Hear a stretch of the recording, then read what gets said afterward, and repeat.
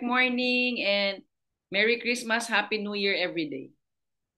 Okay, so yan lagi yung mindset natin when we really start our day. So let me share lang po my story, ay yung slides.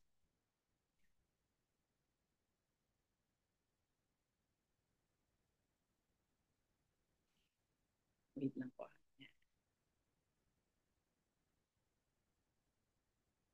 Okay, so kaya laging nandyan yan tuwing mag-start ako magsalita, whatever session it is.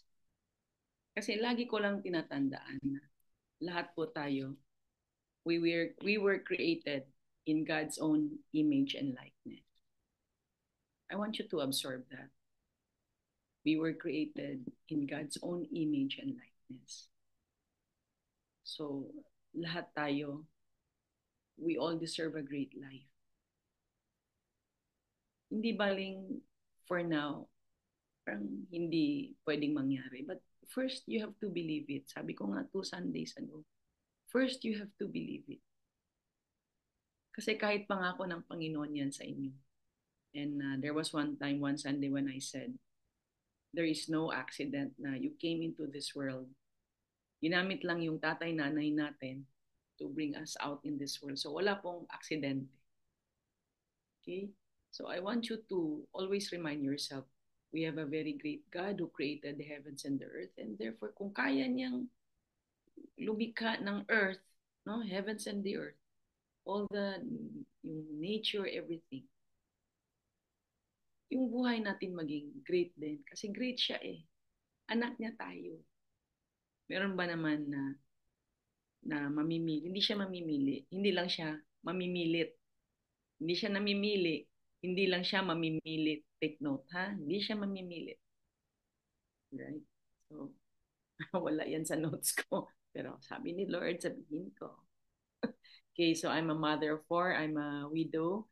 And this one, very, very valuable for me. Kasi sa 29 years ko, so now I'm 66, alam mo yung living your best version in all areas of your life because of maraming learning. So whatever it is you decide sa Herbalife, sa personal life mo, huwag po kayo mawala dito sa community. Kasi we are truly a product of sino mga lagi nating kasama every single day. No, if these people you are with are also very intentional in growing different areas of their life, then and will help you be the person you want to become.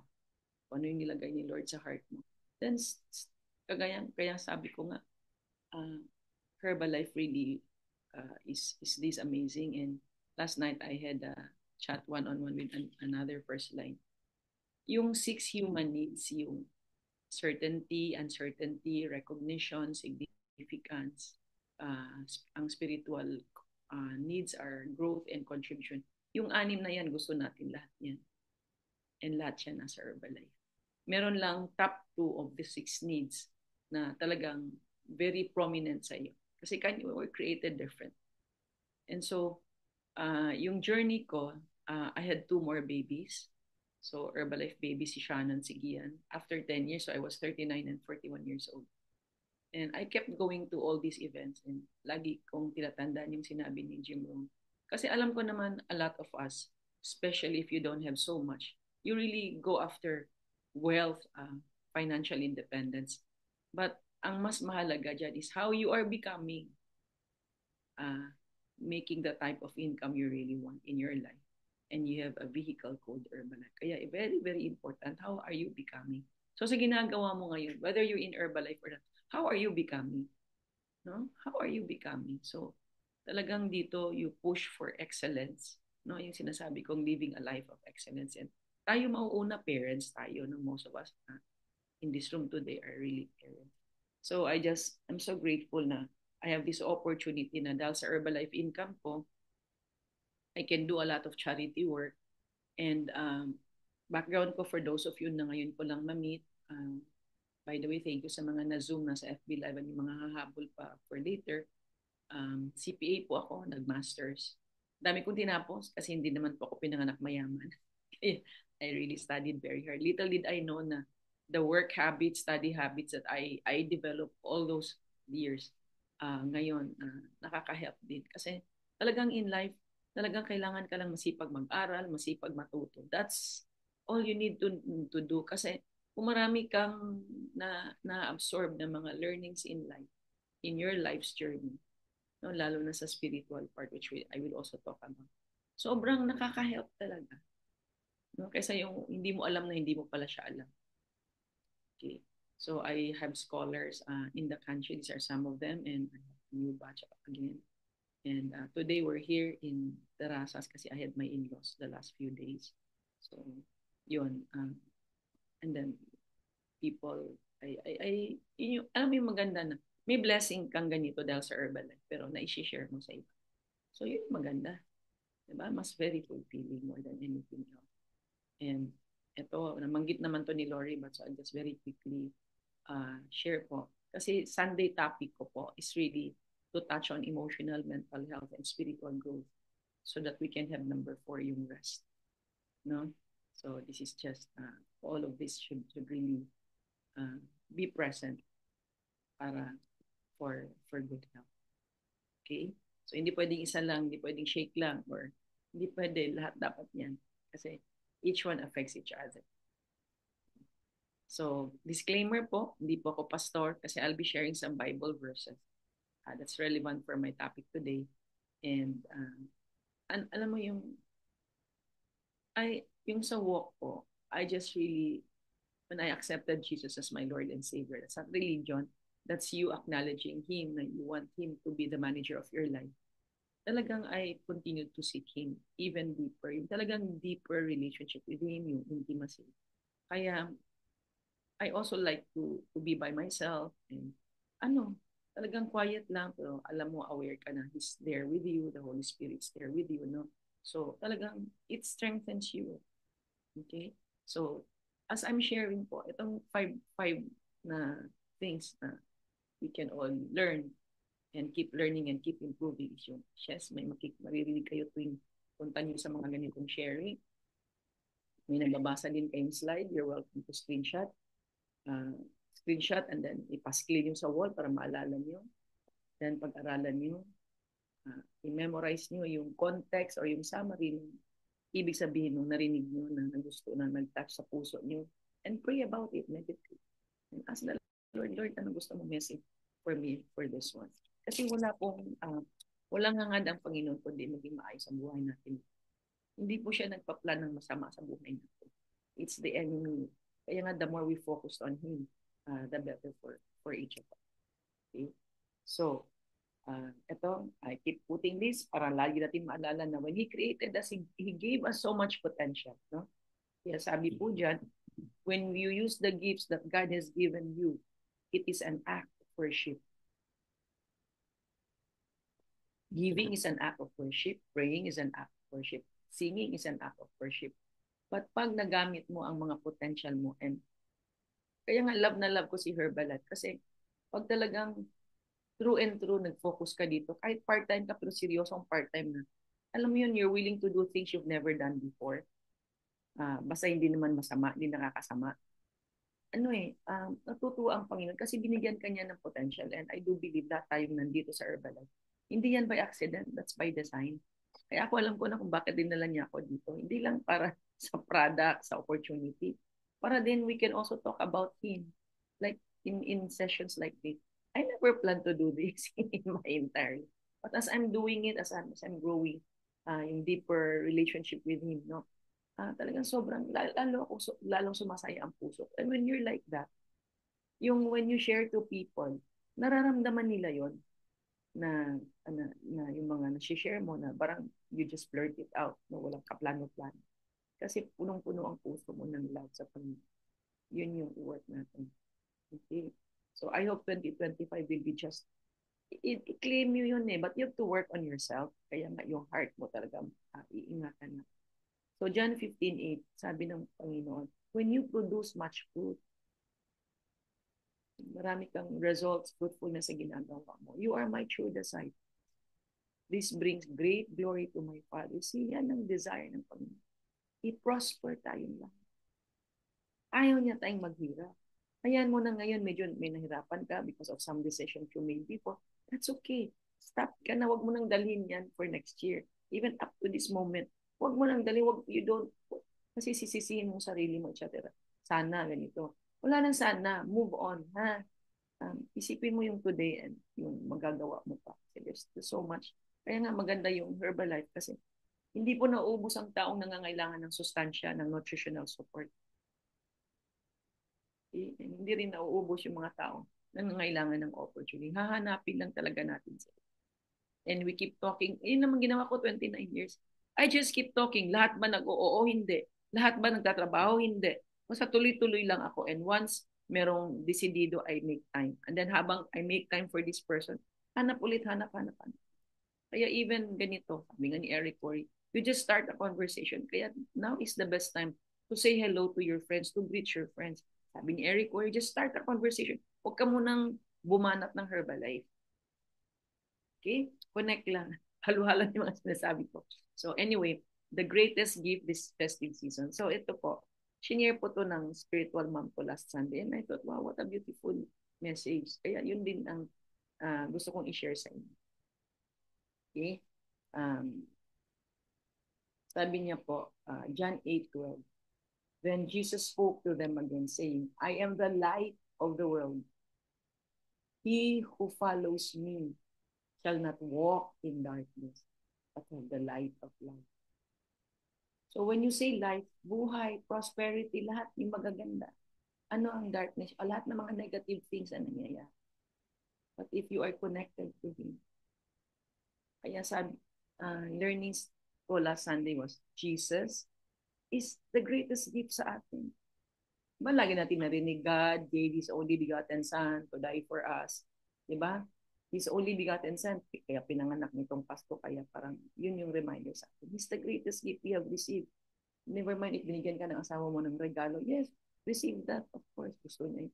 But that's not the greatest gift. Material things lang yan. Okay?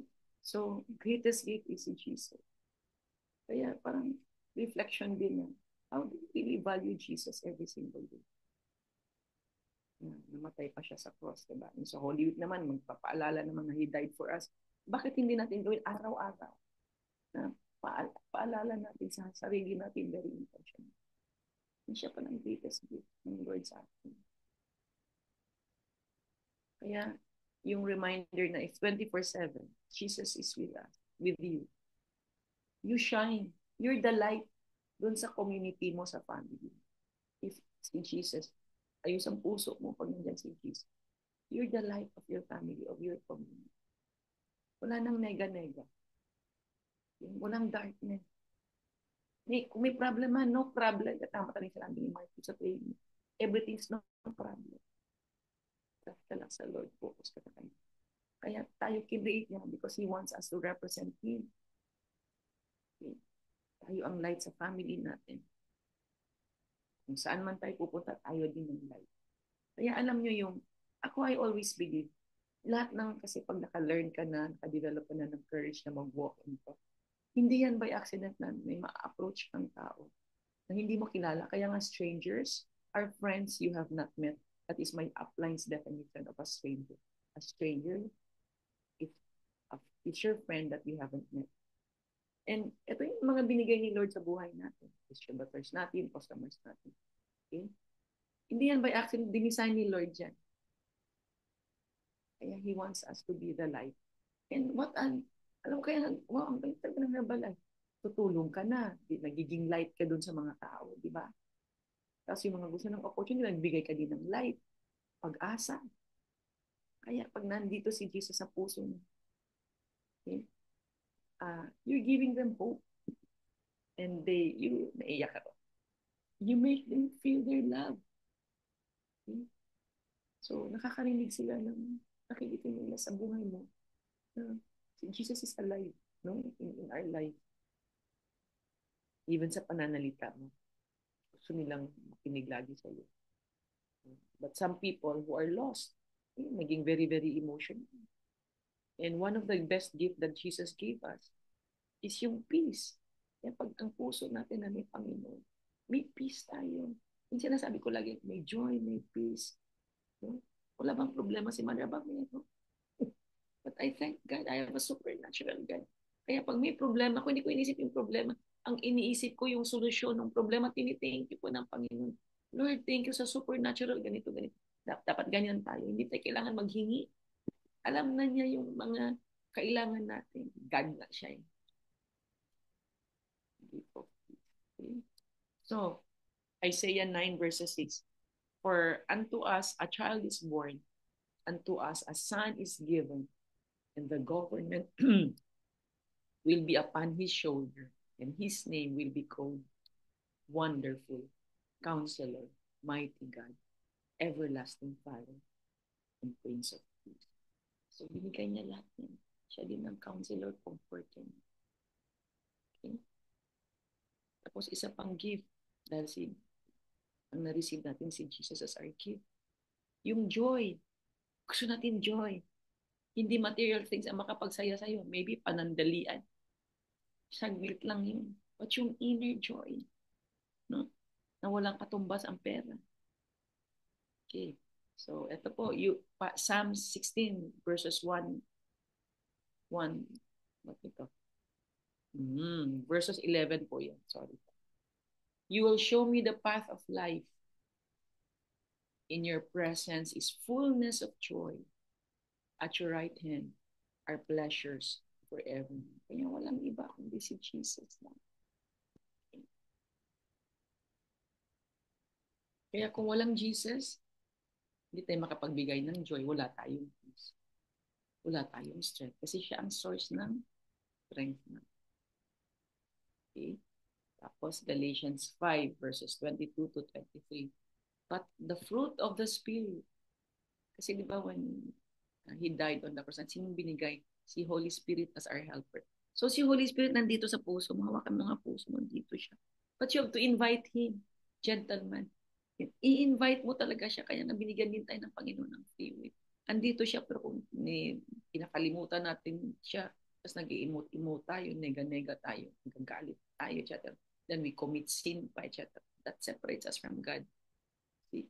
So, pag andyan siya, tinan mo ha, but the fruit of the Spirit is love, joy, peace, long-suffering, mapagtiis ka, very kind ka, there's goodness, faithfulness, gentleness, self-control. Yan, lalo na problema mo, discipline, kulang ka lang ng Panginoon sa puso mo. Yan lang yun. No, yung ningas kugon, mga ganyan, kulang ka lang ng Panginoon. Kaya, ano lang, yung you have to decide today na you want a deeper relationship with Him and He will show you. You just have to talk to Him. Wala po siyang maraming ritual. Andyan siya sa puso mo eh. Okay. So, again, anyway, sabi dito, against such there is no law. So, grabe yung gift. Tapos, yun, we just have to pay attention na marami po nangangailangan healing sa mind, healing sa heart. Marami din mga taong hurt this Pasko. Maybe okay ang pamilya mo. That's great. I'm so happy for you. But huwag natin kalimutan yung iba. We can just pray for them. Ha? Kaya naisip ko din, paano ang Pasko if wala si Jesus? Paano kayo? Wala si Jesus. Hala. Diba? Kaya sobrang Pasko. The greatest gift natin is siya. Si Jesus. Tapos, eto pa. I read one of Pastor Rick Warren's material, yung What Can We Give Jesus naman. Oh. So, for those of you na hindi kilala si Pastor Rick Warren, he's the best-selling author of the book called Purpose-Driven Life. Get hold of that book. That is your gift to yourself. Purpose-Driven Life. Kasi makikita mo, hindi ka nakakamaling na nasa Herbalife ka. Kasi you are serving others. Kaya ako sinurrender ko ng business ko sa Panginoon. Kasi I'm also serving people in Herbalife. Di ba service po tayo? Yes, we're earning. But ang una, love and service sa tao. Yung pinaka-importante. And that's what pleases God. So ito naman, Dahil Pasko, marami sa atin busy sa shopping, etc. Ako siguro ako hindi nagsha-shopping. Isang beses lang ako nag-shopping ng mga cheese para sa BNC team ko. That's all I did. Okay? So yun lang ako. Yun lang ang shopping ko sa kanila sa BNC team kasi I really appreciate you guys so much. How much for changing lives, no? So sige lang yung ginagawa nyo. Tatanim kayo para sa Panginoon. Alright? So what can we give Jesus? Dami. Christmas wrapper, bili tayo shopping, ito, gift tags, etc. Whatever it is, naman. Magbigay din pala ako ng cheese sa mga staff ng Herbalife. Anyway, wala. Mga sinap ng mga damit-damit. Pang ganito, pang bata. I used to do that. Not anymore. Not anymore. So, anyway. Ito po. Sabi ng Panginoon. Hosea 6 verses 6. I don't want your sacrifices, and said. I want your love. Naalala kayo natin ang Panginoon. Sobrang busy nga tayo sa kakabi-shopping or anong ihahanda. I don't want your offerings. I want you to know. Kaya sabi ko, tama pala yung nalalearn ko sa spiritual ko, yung deeper, yung intimacy, day after day after day. Yun lang yung gusto ng Panginoon. Yun yung gift na ma-appreciate ng Panginoon sa atin. I-love siya. To know Him. Kasi when you feel His love, you are, what's this? You are overflowing with love. Sobrang, diba? Wait lang. Sobrang dama ng mga tao yan. Ikaw nga yung light. Okay. So, tapos po, Matthew 9 verses 29. Jesus says, according to your faith, let it be done. Kasi when we have intimate relationship with Him, yun din yung na-mention po, I think 2 Sundays ago, na tungkol sa emotions mo. Talagang i-strengthen mo si faith mo para wala kang negative emotions. And yung level ng paniwala natin, yung level or intensity ng belief natin na tutugunin ng Panginoon ang prayer request. Kasi lahat tayo may prayer request. Alam ko po yun. Alam na po as each of you. But check mo yung heart mo, yung level of faith mo. Kasi sabi diyan, according to your faith, let it be done to you. Na-focus tayo sa Kanya. And the more you know Him, the more lalakas, tataas po, nadideepen yung faith mo sa Panginoon. And ako lagi kong word ngayon, supernatural. Kasi God is supernatural. So kung may hingin ako, supernatural i-arrange namin. Kasi when you say supernatural, walang logic, walang human explanation. Supernatural, hindi siya kailangan isipin. Supernatural.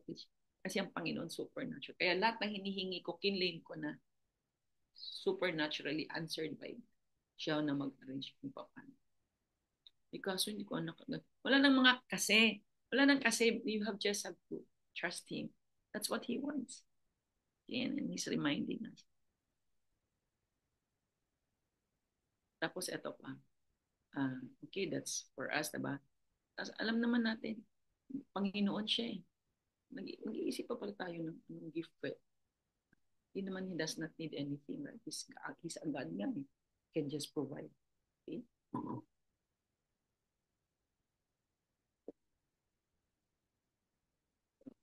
Yan yung isang gusto niya. Give Him your trust. That's the first po. Gusto niyang ibigay natin sa Kanya. When we talk about anong gift yung, sorry ha, inom na saglit ka nabubuto mo. Green ang shake ko kasi meron yung veg powder ng herbal.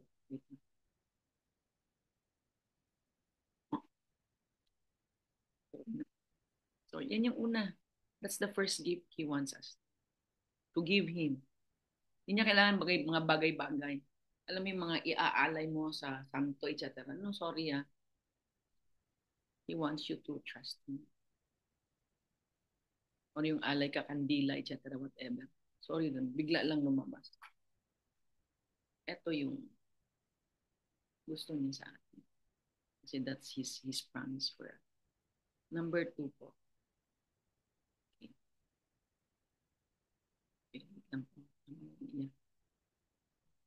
Number two, give Him your heart. Give Him your, dalawa na, give Him your trust, give Him your heart. The message paraphrase says, open up before God. Keep nothing back. He'll do whatever needs to be done. Kaya open up lang. Yun, alam ko naman, some people are questioning what I'm doing. I really don't care. Kasi yun yung nasa puso ko na gusto kong gawin sa Panginoon. I'm not, like I said, I'm not talking about religion. Ito relationship ko sa Panginoon that has tremendously helped me. Kasi ako din, I used to question that for 3 years bago talaga ako nag-decide. Pag-aralan ko ang Bible. Day after day after day. Okay, so give Him your. Tsaka doon ko natutunan. Bawat pala Bible verse, that's God's Spirit nililipat sa atin. If we receive it, if our hearts are open. Kasi kahit may Bible verse, if your heart is not open, wala, parang bato. Parang daming questions, you're very cynical, analyze.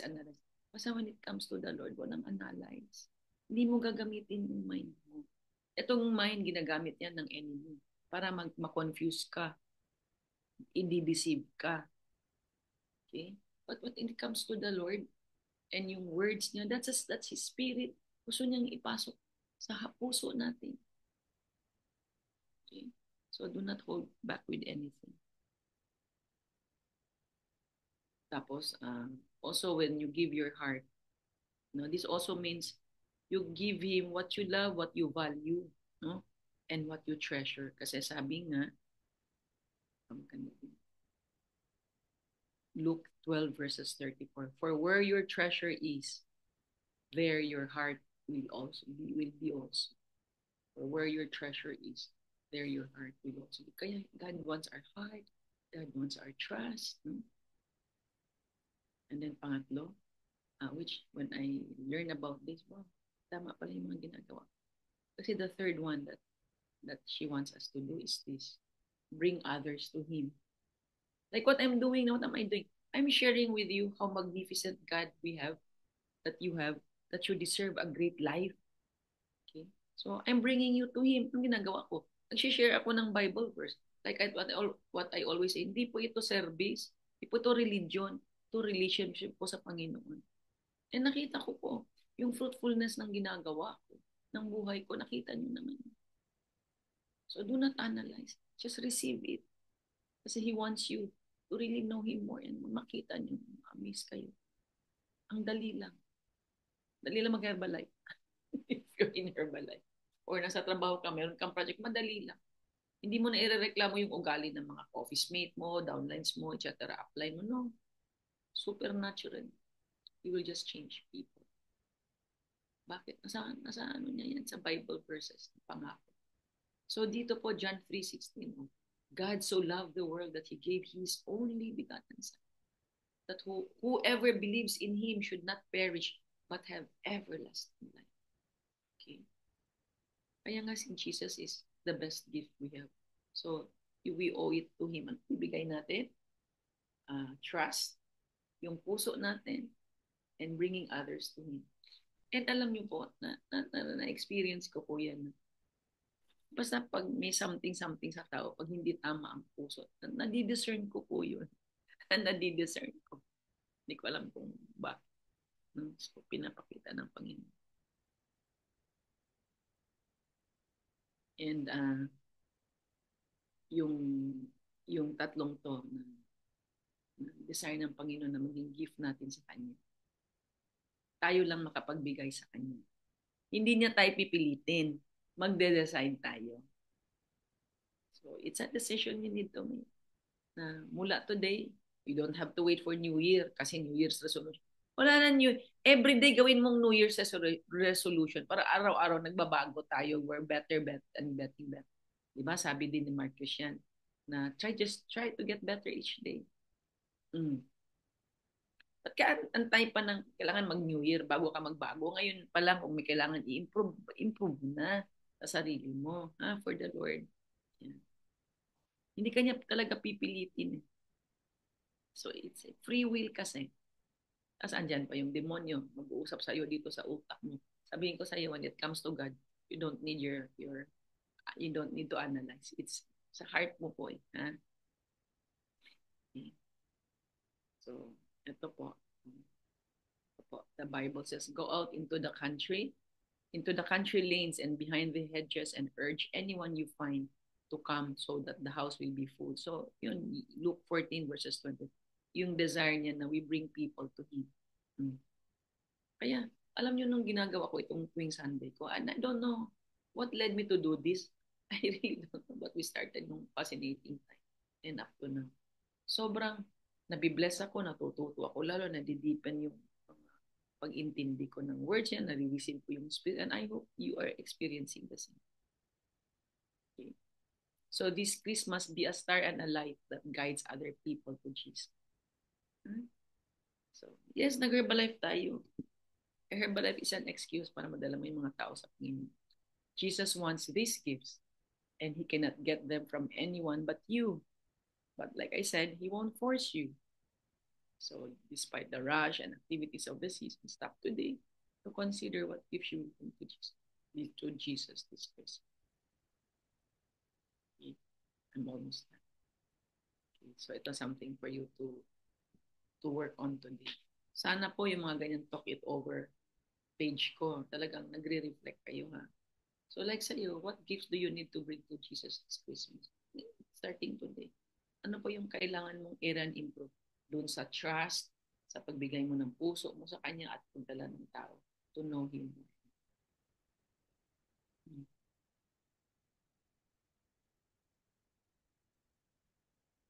Tapos ito pa, in what area of your life can you trust Jesus more? What step can you take to show that you trust Him? Anong kailangan mong improve dyan? Maybe that means waiting patiently for Him to answer your prayers. Habang inaantay mo, like, okay, nasa Herbalife ka. Habang inaantay mo yung prayer request mo, gawin mo yung dapat mong gawin. Hindi yung naka-freeze ka, nag-aantay ka nga, tapos nasa social media, ang dami mong oras sa social media. Scroll ka ng scroll. Kaya pasensya po kung may mga post kayo na hindi ko naman ako-comment. Okay, so maybe yung yung kailangan for your obeying an instruction He's given you, or surrendering control of a very stressful situation.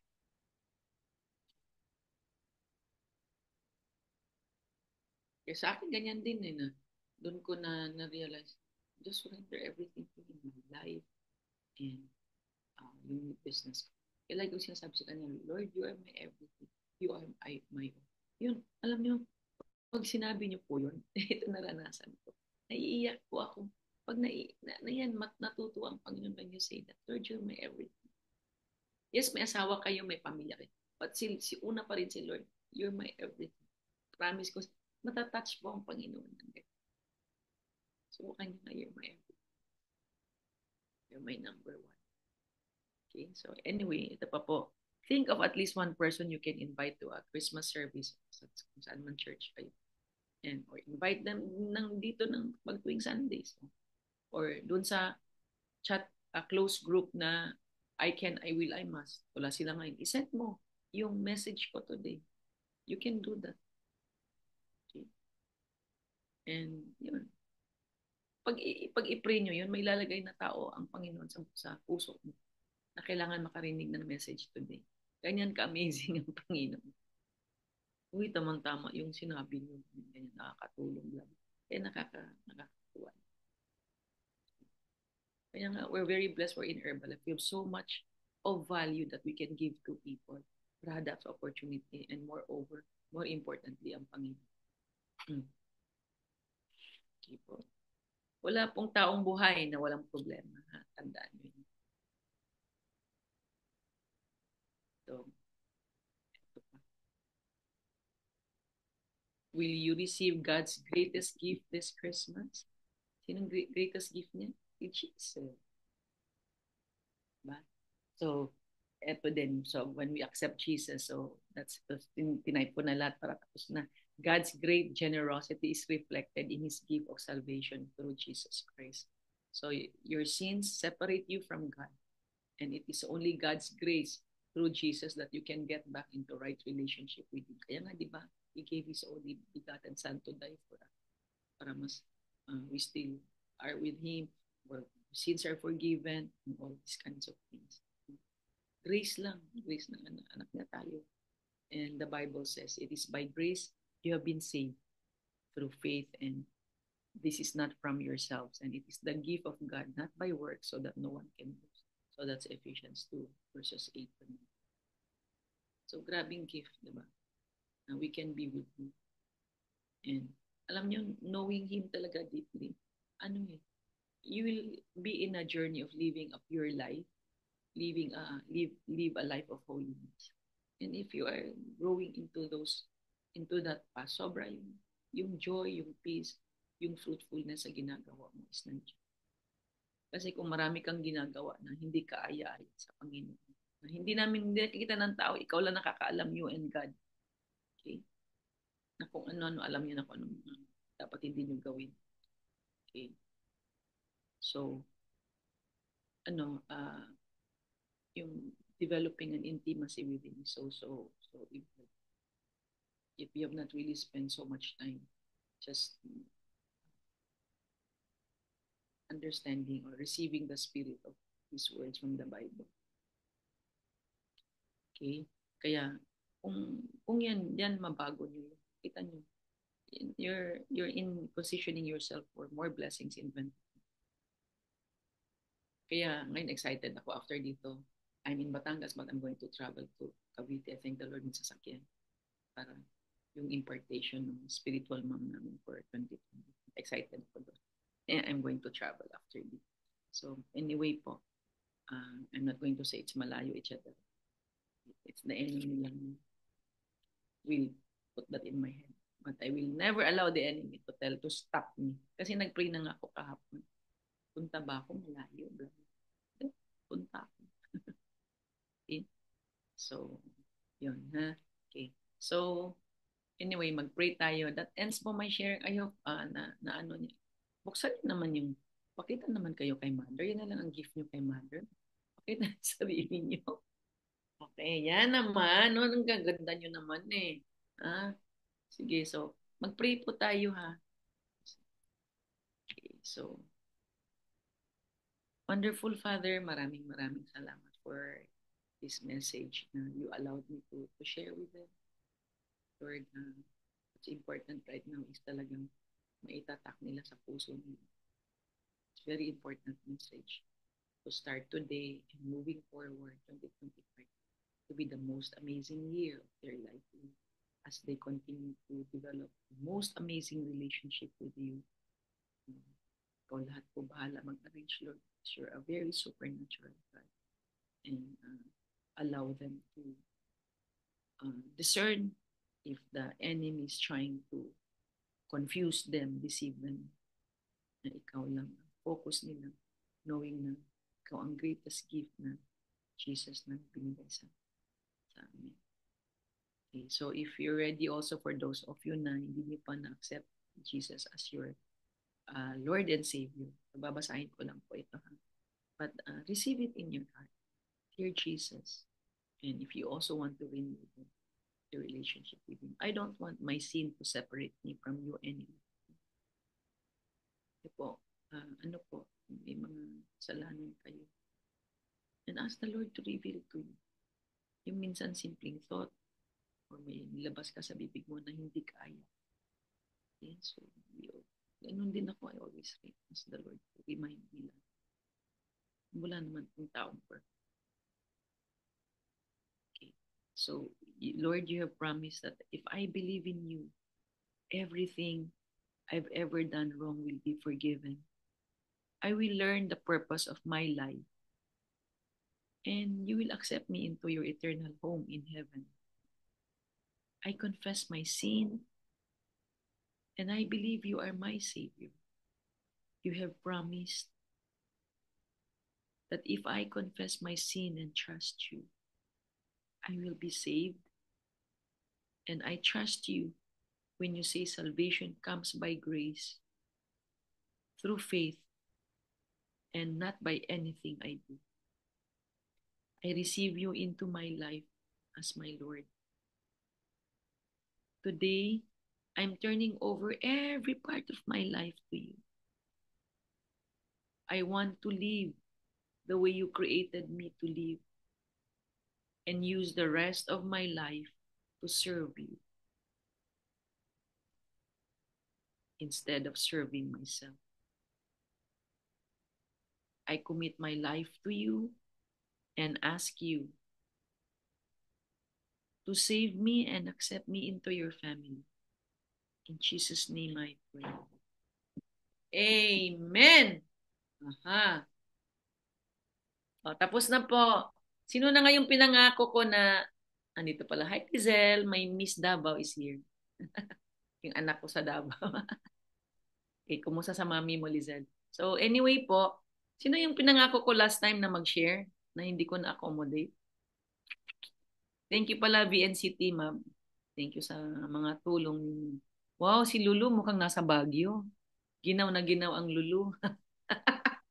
Totoo talaga yan kasi nakasweater siya. So, sino pong gustong mag-share na wala na yung dating dapat mag-ano, yung pinangako ko na, ano, na mag-share.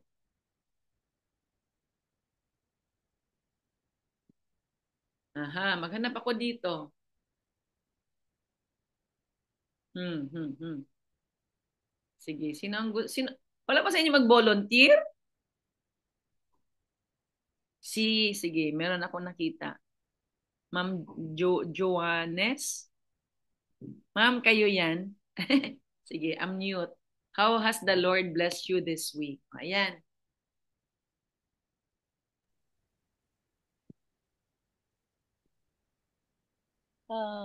Hello everyone, good morning.